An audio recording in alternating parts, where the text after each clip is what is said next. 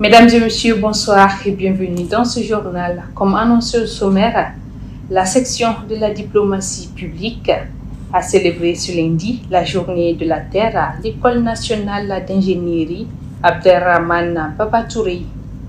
La dite journée a servi de cadre pour mettre en exergue la formation sur le biocompostage et la plantation d'arbres de moringa. L'objectif vise à promouvoir des pratiques agricoles durables afin de sensibiliser à l'importance de la préservation de l'environnement. Suivez ce reportage de Christine Togo et Lassina Koulibaly.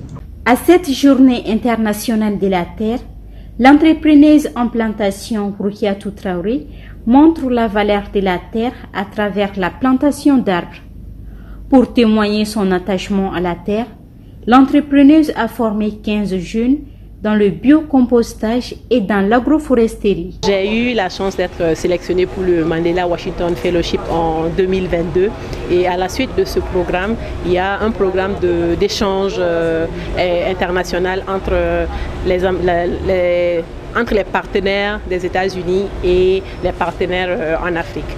Donc j'ai eu la chance de bénéficier de ce programme-là et je travaille avec Laurie Elliott qui est la directrice de Global Stratos, une entreprise qui est basée aux États-Unis et qui travaille sur l'agriculture régénérative qui avec le principe de Feed the Farmers for the Future, les F4, donc nourrir les producteurs pour le futur. Aujourd'hui, nous célébrons la journée de la Terre, notre chère Mère Terre. Nous n'avons qu'une seule Terre, il n'y a pas de plan B. Soit nous réussissons ou soit nous périssons. Et c'est dans ce cadre-là que nous voulons valoriser la plantation d'arbres. Et la plantation d'arbres avec un modèle économique pour les populations.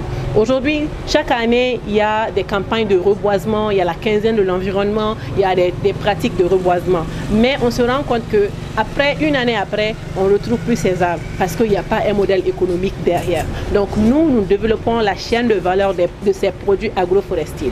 Nous avons commencé avec le moringa et nous formons les femmes et les jeunes à planter du moringa. Et après, on les amène à nous fournir les feuilles, les fleurs, les graines que nous transformons en thé, en poudre, en savon, en huile, en d'autres produits consommables pour que le moringa et les produits ici des arbres soient intégrés dans les habitudes alimentaires des Maliens, en particulier des Africains en général. Les États-Unis ont mis en place un programme d'échange entre ses partenaires et l'Afrique.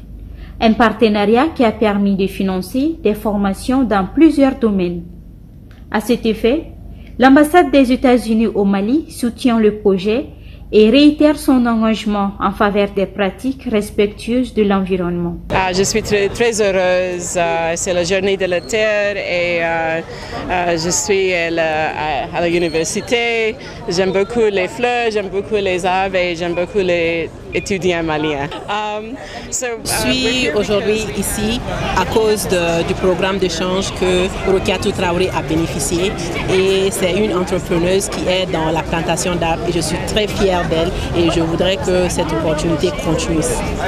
L'initiative de plantation d'arbres et de mise en valeur d'arbres continue pour la génération future au Mali et partout.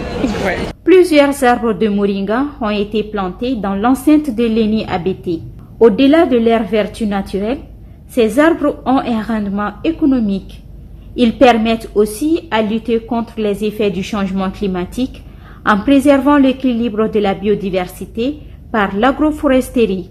Rappelons que les 15 jeunes formés sont appelés à former d'autres producteurs sur l'agroforesterie et le compostage.